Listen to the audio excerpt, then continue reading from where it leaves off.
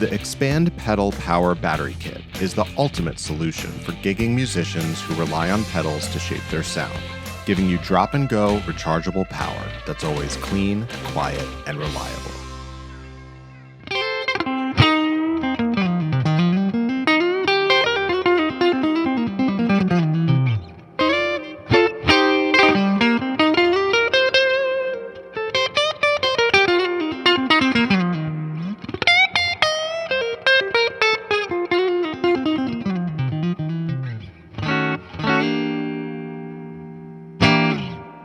Hey y'all, we love bringing you content, so go ahead and subscribe and we'll keep you up to date on everything. We promise. All right. Hey, Mike. Good to see you, man. Good to see you too, yeah. Hey, so glad you let us listen today to look at your rig and talk things over. This has got to be the most fun gig, huh? Super fun gig. It's crazy fun. Yeah. Slamming band, right? It's whenever people go, oh, so what's the name of your band? Well, I go, what's this? And I go, but Bill Murray joined our band. Yeah, yeah.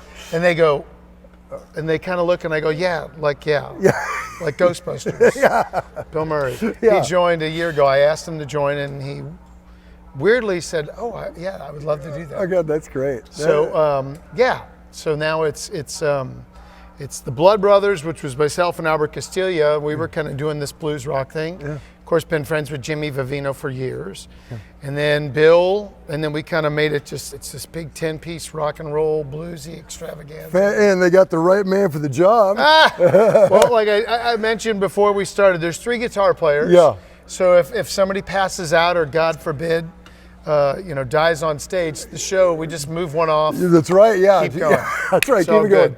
Yeah. Now I imagine, given your shared ancestry, there's probably a lot of Italian cuisine on catering. There's a lot of bravado. Yeah. And a lot of, hey, how you doing? Hey, that. Right. A lot of that stuff. Great. Okay, so tell me about this guitar you're playing. Sure, man. Well, my good friend Rich Hannon and the fine folks at Paul Reed Smith sent me this guitar as one of many that they've sent me. This is a John Mayer, a Silver Sky. Boy, they really nailed it on that, right? They did. And obviously, when I started playing Paul Reed Smith, it was not to play this style Paul Reed Smith. Yeah. I have several McCartys. Yeah. And really my favorite is like the McCarty with the wraparound tailpiece, so the original. I really like that. Yeah. But in this band, we need some single coil sounds. We were talking that the other guys are predominantly Les Paul players. Sure. And so I said, hey, can I get a Silver Sky from you? And so of course they were great. I haven't, there's no modifications. It's exactly how it came out of the box. It's perfect. It does stay in tune very well. I love the sound of the pickups.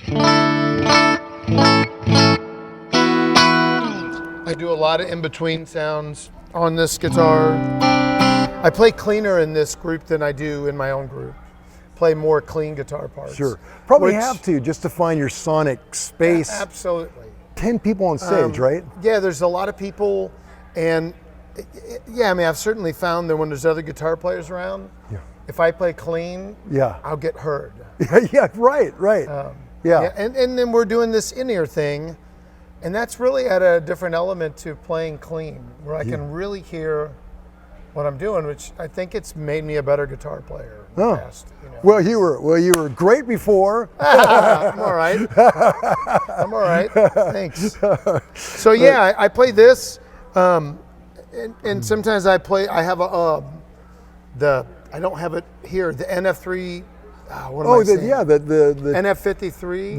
The T style. Yes, yeah. Great guitar. That's a great guitar. So I really bring this and that. Yeah. It's the Steve Cropper vibe of this band. Totally, yeah, and I like it. Yeah, it's good. I don't mind it at all. It makes the band work. Yeah, I think that's it. I think Steve Cropper kind of set that, like in that big band. Yeah. That was the sweet spot that always cut. It always works. Yeah. So it's been fun. Yeah. Okay. Yeah. So it's pretty simple. It's pretty simple, and you've also got. Tell me about that guitar. Well, okay. So this is brand new. Like brand new, as in. Like brand new, like my fiance Jackie bought this for me today. Oh, really? At the Gibson Your garage. fiance? You know what that says to me? Happily ever after. I'm saying. Yeah. Right? Yeah. What? Yeah. I've never seen such a thing. Yes. A woman with a credit card just plopped it down. Wow. And no, she picked it. She did. Really? God, I love the I'm color. going to be 55 next month. Yeah. And she was like, it really would be cool to buy you a guitar for your birthday, and I don't know what to buy. And we went in there, and she goes, you need that green guitar right there. Yeah. Is that like a 55? No, it'd be 57. 57, okay, because the humbuckers. And okay. I don't think British Racing Green was obviously a 57 color. Yeah. It's a Murphy Lab. It's great weight. It's maybe 8.5. Wow, that's great. So really good weight. Yeah. Sounds incredible. Custom buckers, unpotted. I know that. Little microphonic, just the right amount of microphonic. The right amount. Yeah. So I'm excited. I'm going to definitely spin it tonight. Oh yeah, for sure. Yeah. It's a good place to break it in. I think so. And there will be people in the crowd that actually worked on that guitar. Yeah, right. How cool is that? Yeah, right? that's very cool. That's yeah, awesome. I mean that's awesome. you got to play Gibson here. Hey, a man, little bit. I try to play them all if I can. Yeah, right. Okay, so really you're going between 2 guitars on stage, sometimes 3. Yeah. But living mostly on that one. Yeah, mostly if I'm traveling, I mean this isn't way anything. Yeah. So it's usually if I'm bringing just one guitar on a plane, it's always this one. Yeah. It's going to do the job. It works. Yeah. And really living out of this very what I would say basic pedal board. Yeah, a very modest pedal board. So what do you got on the ground here? Well, I'm not a clip-on tuner guy. Yeah. Me too. I'm an 80s, 90s step on your boss tuner. Yeah. Because I got to talk to the people while I'm tuning. Sure. And it's always a little emasculating to have that thing hanging there. I'm not a fan to see like some world-class guitar player like shredding with this big, no offense, snark tuner. Yeah. But hey, whatever. They work. Yeah, they work. Yeah. I have my boss tuner. We were talking a little before we got started. I was telling you that this band, we were encouraged to kind of use in-ears, which we really hadn't done before, because there's so many people, and Bill, it was more comfortable. So the whole band got in-ears. Yeah. And then that encouraged, why don't we try to run some of the guitars direct? And I was pretty open to it. Like, let's try it. That sounds fun. I love gear, but I didn't go well with anything digital too much. So I keep trying, and I've put together this analog setup. And really all it is I always have a Deluxe on stage. So I've got a Brown amplification chorus. And the Deluxe is just a 64 reissue? Yeah, just running a little. That's the amp clean. Yeah. I like this because it's never too much. Yeah, the thickener. It's later tonight when we go.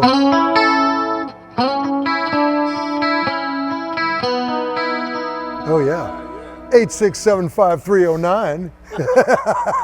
When Bill Murray calls and says, "Hey, we should do Jenny." It's a great idea. Of course. I think Tommy Two-Tone lives in Nashville. That's great.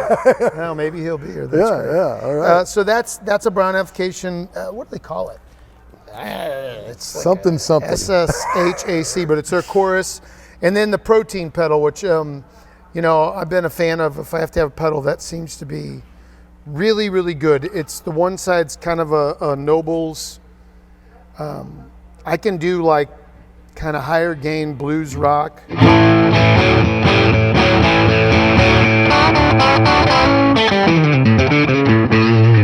On that side. Sounds great. This side is more like a blues breaker, and I can just, if I need a little.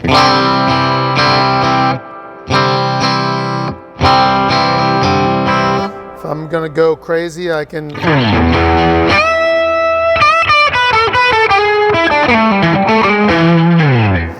Together they're really great. Yeah. Now that is it. That's the kit and caboodle. That's the whole enchilada. I got a little JHS, Y buffer, and one line just runs to the amp, and that's really all I'm doing. This is super cool, and it's not, we're not, you know, you can't hear my ears. This is made by Ethos Custom Tones, my friend Rob. This is an analog preamp. Oh. So it's not, the only thing digital is the reverb. Oh. Believe it or not, it's a 2-channel preamp. So in my ears or direct, there's a deluxe reverb on this side, there's a Dumble on that side. Oh. And I can switch channels. And that's not going to your deluxe, that goes to front of house. Right. So I have both going. Yeah. Tonight they'll use both. In the ears, I'll put that, it sounds great. And it's amazing that it's this big, weighs nothing, it has reverb on both sides. Yeah, that's great. Pretty incredible. And it has a speaker simulated out. That's not an IR, but it sounds really good. And it goes into that little isolator. So it's kind of like I have 2 really simple rigs. And honestly, I run this pedal the same way I'm running this. I really just run the Deluxe, and I'm just turning this off and on. Yeah. So if this breaks, hopefully that works. Yeah. If that breaks, then hopefully this works, and we can maybe get through the gig. Yeah, you got belt and suspenders. Yeah, that's the plan. Yeah. That's always the plan. So that's pretty much, that's it. All right. Well, we're going to talk to the other 2 parts of the 3 guitar army. It gets easier from here, trust me. Hey, man, so good Thank to you, brother. see you. Yeah. And I'll be at the show tonight. Can't wait. Can't wait. Thanks. Hey everybody, I'm John Bohlinger with Premier Guitar. So, as many of you know, D'Addario has been a longtime friend of PG, sponsoring rig rundowns, and they're a longtime friend of all the players with their Players Circle rewards. I've been using it for years, and essentially, they will reward you for the gear you buy. Open it up, look inside, and there's a reward number. It's free and easy to sign up for. And as soon as you sign up, you immediately get some reward points just for putting your name in. After a while, you accumulate enough where you can buy more of this fantastic D'Addario gear. So as a Players Circle Rewards member, you get discounts on custom products and merch, you get free shipping, and you get a discount on the gear you're buying with your points or free gear, depending on that. And if you're charitable, you could donate your Players Reward points for musical education. So collect those points, buy the great gear, and let's get back to more rundowns. Hey, Albert, good to see you, man. You too, brother. Hey. Pleasure to meet, an honor to meet you. Back at you. Well, back at you, man. Okay, so tell me about this guitar. Well, I've been a Les Paul fan for a long time. Yeah. And I've always been partial to the smaller necks. And I had a ton of these, and I think my favorite, it sounds weird, but my favorite model year was the 2013 year, because that's when they had the slim taper necks. Oh yeah. And the push-pull knobs, and right. And I really took a liking to them. And then those 60s reissues came out in recent years, and I bought one of those bourbon burst. Yes. And then I've got one as well. oh my God. Yeah. Beautiful. So yeah, such a great guitar. Beautiful, great guitar. Like 2019-ish. Correct. Yeah, that's mine. 20, more, maybe a little bit more recent than that. Yeah. But I traded a Magnetone for that guitar. It's how much I really wanted it. Yeah. And now I got to get that Magnetone back somehow. But I just love Les Pauls, and when we got this Blood Brothers gig, Jimmy called Gibson, and Gibson brought us this one, and it played right out of the box. Oh, it's great. And it's amazing. It's just got great, it feels great, plays like butter. And looks cool. It's great. It's Blood Brother red. It's God, yeah. How would you describe this color? I mean, it's like a candy almost. God, I don't know. Sometimes it reminds me of that candy apple red that George Harrison had. Yes. That's what it strikes me. It reminds me of Lucy, I think was that. the Lucy. Yeah, the one I think Clapton had it too. Yeah, it's that a lot old of hands. 50s that they refit. I think it's the one on that Beatles documentary that falls off the stand. Right. Yeah. Right. And I just love it. It's not let me down. I got it. I used it. We've been using it so much with Bill and on our own projects, and I had to get it tweaked a little bit again. And we played this gig in Charleston in the rain. It was the Riverfront Revival with Darius Rucker, and it was raining and cold, and and it just got all warped, and I had to get it adjusted. Give it a little bit of love. Yeah, just a little bit of love. See the little rust on it from the show? Yeah. It's got a little rust on it, but I like the kind of like the rust spots. Oh, sure, genuine wear. Character, right, right, yeah. So, do you have a backup backstage in case? Nope, I'm too stingy to bring two guitars on the plane, and I'm a blues musician, so we just like economize, and we have Mike Zito's son is around teching, and if a string breaks, which hasn't happened, and I hope it doesn't happen tonight, but he's there. And I usually use one of Mike's. Mike brings two guitars, so if something happens to me, I'll just grab his. Right, like a true band. Yeah, that's great. And he's always got my back. So what strings do you run? Strings and picks? I use these bass picks, and I get these from Pick World in Newcastle, Delaware. Huh. I think that warehouse, it's like a main warehouse, and I think they distribute those picks to Dunlop and all the other companies that sell these types. And I love these big bass picks. Oh yeah, those are. Yeah. That's cool. a 1.0, and I use Ernie Ball hybrid Slinkies, 9-46s. I always change over the years since I was in my 20s. I'd always go back from 9s to 10s and 9s to 10s, and I needed to meet halfway. I met halfway with it, and now I use the 9-46s, and they're perfect for me. Yeah, great. Love them. Great. Okay, and your pedal board couldn't be simpler. What's going on here? What are you running into? Well, I have this. I feel is the best wah-wah on the market. And it's a G-Lab. I've never even seen one before. Are you kidding me? Yeah. In your travels? Yeah, in my travels. All over the world. You've never come across these? Well, Warren Haynes had a signature model. Oh. But this thing knocks me out because it's got these knobs. Not knobs, but switches that adjust the variance of the wah, the tone. There's a bass switch. It goes from low to high. I like everything low. There's the expression switch. Put that on low. There's a Q depth, I would assume it is. I put that on low, and then there's a volume switch, so that when you step on it, you get a little boost. Oh, wow, cool. It also has this feature where you can have it on click mode, or you have it on the pulse mode where it activates when you put your foot on it, and it turns off when you take it off. That's a great feature. Genius. And other companies have it, but the tone on this thing is I love the tone, and they're made in Poland, and they're hard to come by now. I had an endorsement with them years ago, and then they stopped calling me. But I still buy call them. them again. But I still if I find one on Reverb, I'll snatch it. I just snatched this one on Reverb because the other two I had I just wore them into the ground. They lasted me a long time, 10, 15 years, but I got this one, and I just absolutely love it. And I had another pedal that I was using for a while, and thankfully I found this one, and I got rid of the other one. So cool. I love it. Cool. Okay, so you're going from that into, what's the red thing? That is the JHS Andy AT2. Oh, okay. The Andy Timmons pedal.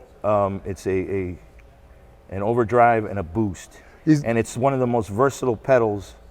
I feel it's one of the most versatile pedals around because I'm a Marshall-Lee type player. I have Friedmans.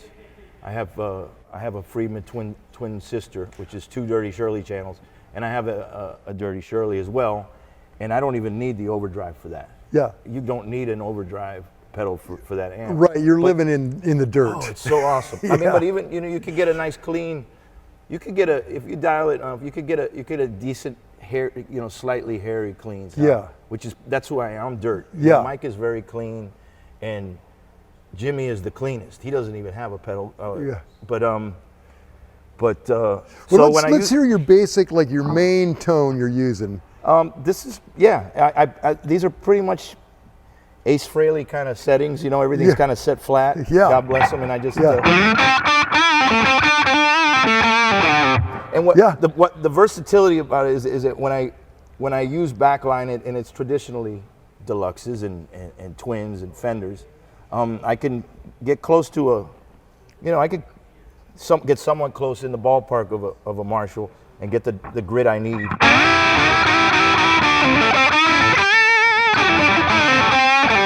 Yeah. And then the G-Lab. Let me just show the G-Lab off. Oh, yeah.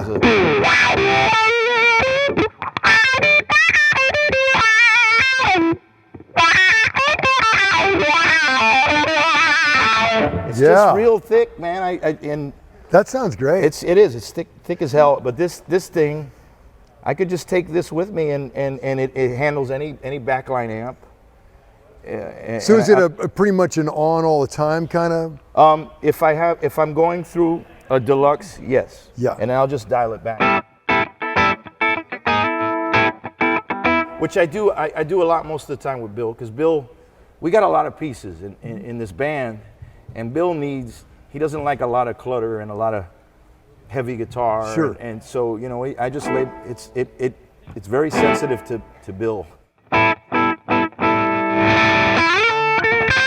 It's wonderful, and it's got a switch that changes the wattage.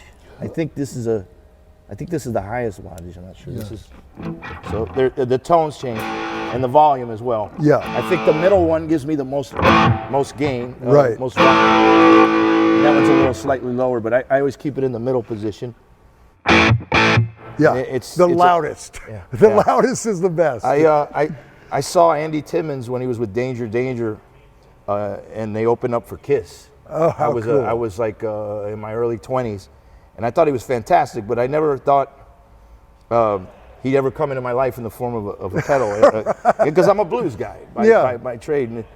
But this thing, it's a lifesaver. That's great. Everything JHS makes is wonderful. I just love that company. Oh, they're great. I have an Angry Driver at home that I'll use maybe when I go overseas to Europe, because I don't trust their power. Sure. And it's battery powered, but this is my main guy right there. That's great. Okay, so from that, what is this? This is a Caitlin Bred a Topanga Reverb. Oh. And it is fantastic, because I've struggled with other reverb pedals.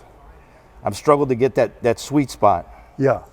The problem I always have is that, you know, there's just not there's no sweet spot with them, most of them. Like if you just dial it up a little, just a hair, you get too much reverb, and then you take it down a hair and it's gone. But yeah. This one's got a sweet spot. It's got a volume on it, a volume knob. I don't really understand the knobs too much. Like I said, I set them pretty much flat. Yeah.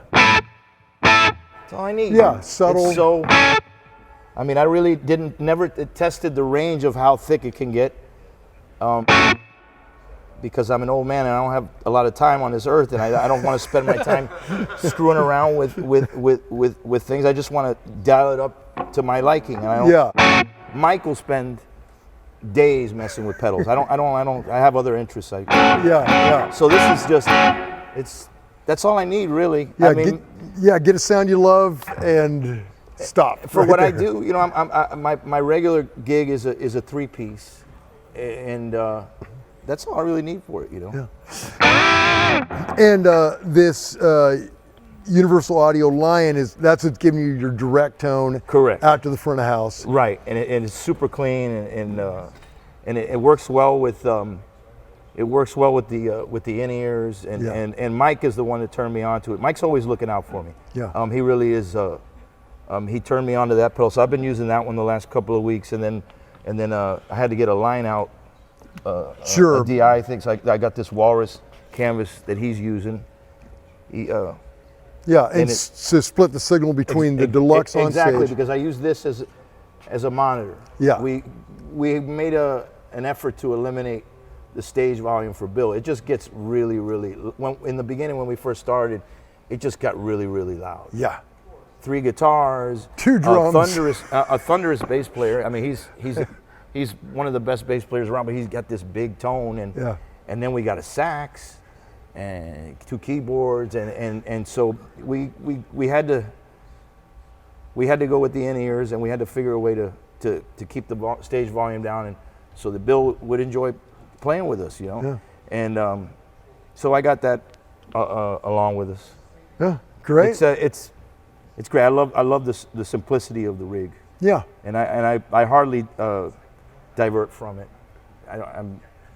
He goes through stuff all the time. Yeah. It does. That board will be different next week. By the time this posts, it'll all be different, okay? Well, we'll circle back next year on the tour. Absolutely, yeah.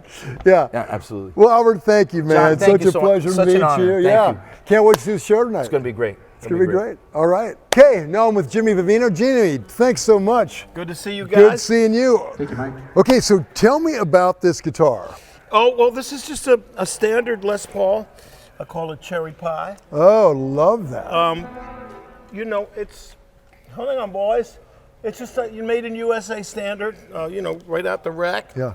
And making a damn good guitar. Yeah, oh yeah, great. Yeah. MJ wound me a couple of pickups. Really? A couple of Queen Buckers in here. Oh, very cool. Her genius is unparalleled. Oh yeah, absolutely. And what an amazing soul, huh? Yeah. Oh yeah.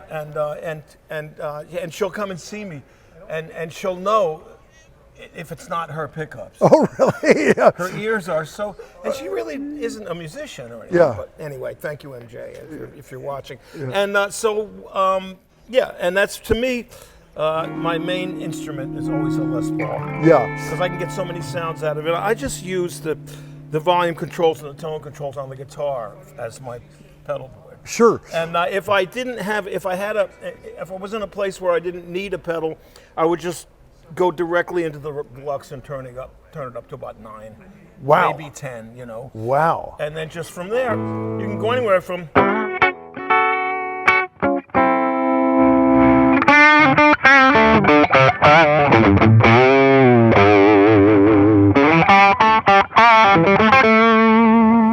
And come on right back to.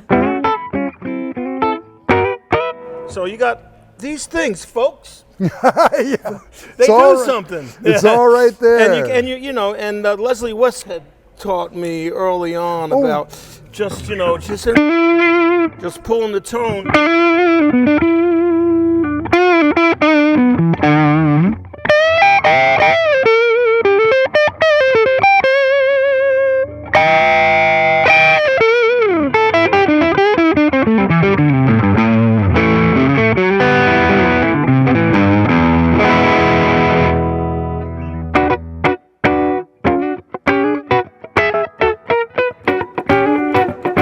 Right back. Oh, that's great. You know, and now for this gig, I use a way huge deep state that George Tripp's built. Okay. They're Joe Bonamassa model. how cool. Really a clone pedal. Yeah. A clone of a clone of a clone. Clone of a clone of a clone. Of a clone. And that's it. I call my pedal board George, and with a J. And any Deluxe will do. This one's right now on about 3. And that's as far as we can go, and even then. And I'll just, you know, because if I need the headroom if I'm playing slide or something, then I'll need a little more, you know, just. You know, yeah. And when I was working early on in my guitar career with Al Cooper, playing at the Bottom Line in New York, about 1979 or so. And we're up there playing, and I got my Deluxe, and it's like, you know, up on a little Apple box. And I have an early version of a pedal board, and I have a gold top, P90s. And it's got like a MXR Phase 90, a Distortion Plus. Yeah. And you had to change the batteries on all of these. None of them, you know, you had to change the batteries. And I think I may have had a wah-wah, you know, and that would be it. And then of course, the reverb and tremolo from the amp. Yeah. And that was the pedal board. But Al says, hey, look over at the bar. There was a bar right down to the right of where I was playing. And there, Joe Walsh is sitting there. And Al says, Joe's going to come up, all right? So Joe comes up. And he looks at that. He says to me, "What's all this?" He unplugs it.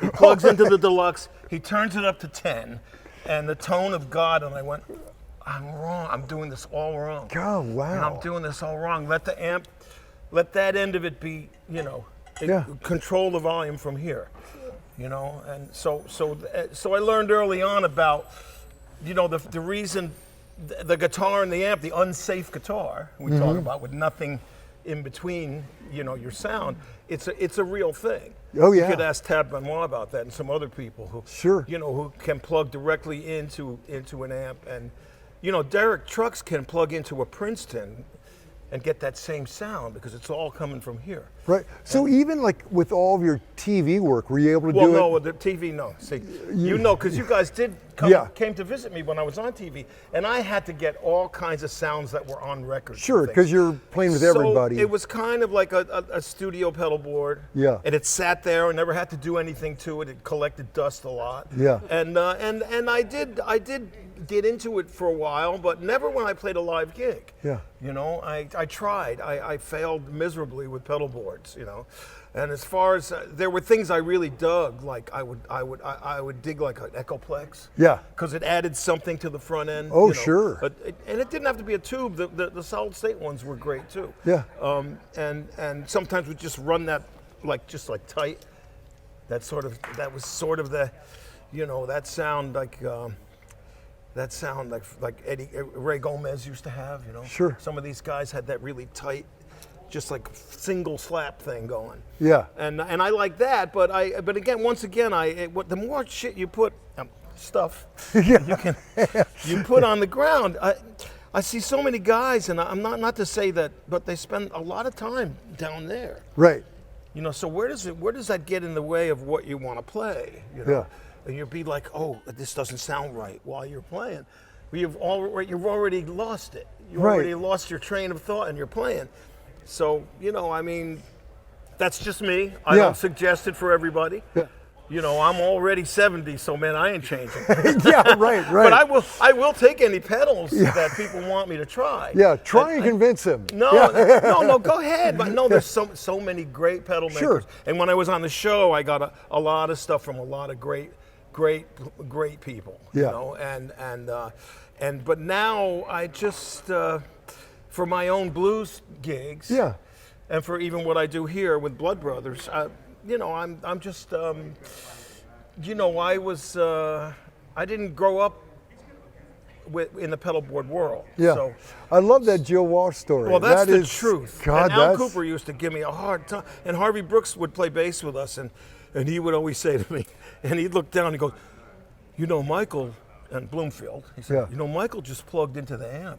Yeah. And they were busting my chops. Like, what are you, a wimp? You know? You know, I mean, it's just we come from a different place. you Yeah. know, and my heroes were 10 years older than me then, so Sure. So they would. A lot of those guys were like, "What are you doing?" You know, what's, you know. But the truth is, Hendrix would have had a pedal board a mile long by now if he Sure. was alive. Yeah, you're right, right. He could play it, and there's you know, there's some people that are genius with the pedal boards. Yeah. You know, and it's they've learned to do things that, you know, Robert Fripp in his own way when he did the Frippertronics with the tape machines. Yeah. I guess that was a form of a pedal board. Sure. Too, you know, but guys like Nels Klein, he's a scientist, man. You know, he puts his stuff like on a table, and he actually plays the pedal board. Yeah. You know, so that's musical to me. Yeah, yeah. That's musical. He's not on the ground setting it. He's up there actually. He'll do something and he'll be playing, you know. But if I see like a Strymon pedal, Yeah. I got to go to college. Yeah, right. You know? Yeah. And I think everyone that has them, they sound fantastic. And I'm like, I can't even drive a stick shift. So you get, but with the three of us, Yeah, you get it progressively gets. More minimal, Yeah. and you're as minimal as it gets. Well, yeah. well, even more minimal if I didn't have to use the deep state, but I like it now. Yeah, oh, it sounds So great. already I'm hooked. Sure. In my own way. Yeah. Because of all the headroom.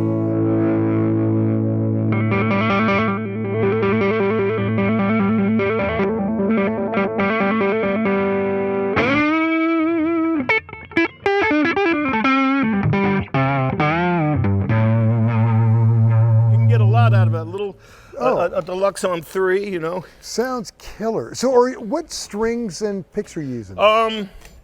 Sometimes none, and then I have these guys made me picks with my face on them. I love Oh, it. nice. but they're extra heavy. I mean, they're real heavy. You know, Yeah, because yeah, those are they're heavy. as heavy as you can get. I use D'Addario 10 to 46. Yeah. I tried going to 9.5 for a while, but it wasn't. But then I just wrapped it Dwayne Allman style. Right, the top wrap. You know, and it makes them feel like a 9.5. Sure. You know, you get a little bit more out of it. I remember Dwayne was the first one I ever saw do that. Right. And now I know why he did it. You know, and even with a telly, I'll use 10s. Yeah. You know, I know some guys go 11, 12, and I'm too old for that. Yeah. You know? Yeah. There was a point where I thought that if you're tuned down to E flat, Sure. you know, and you're Little using more a 12, forgiving. that's more like an 11. It's Yeah. about a gauge you lose. Just imagine Hendrix using 9s tuning down to E flat. Wow. He had trouble staying in tune, remember? But Yeah. and when the bar is up, Yeah. you know. And you ever notice that other thing about Hendrix, because his guitar is upside down, and you'll see him do this. You'll see him stand there and he'll go before he plays. Well, I Have you ever seen that? Yes, I Ever have. seen him do that? What's he doing? Because he doesn't have a dot here. He doesn't. So he sometimes wants to make sure where's C. Okay, all right there. Really? And you'll see him do that. I have seen. Yeah, I you'll have see seen him in and videos. what's he doing? Yeah. Oh well. Okay. There's the octave. You know, because if you turn your guitar upside down, there's nothing. You know, it's like.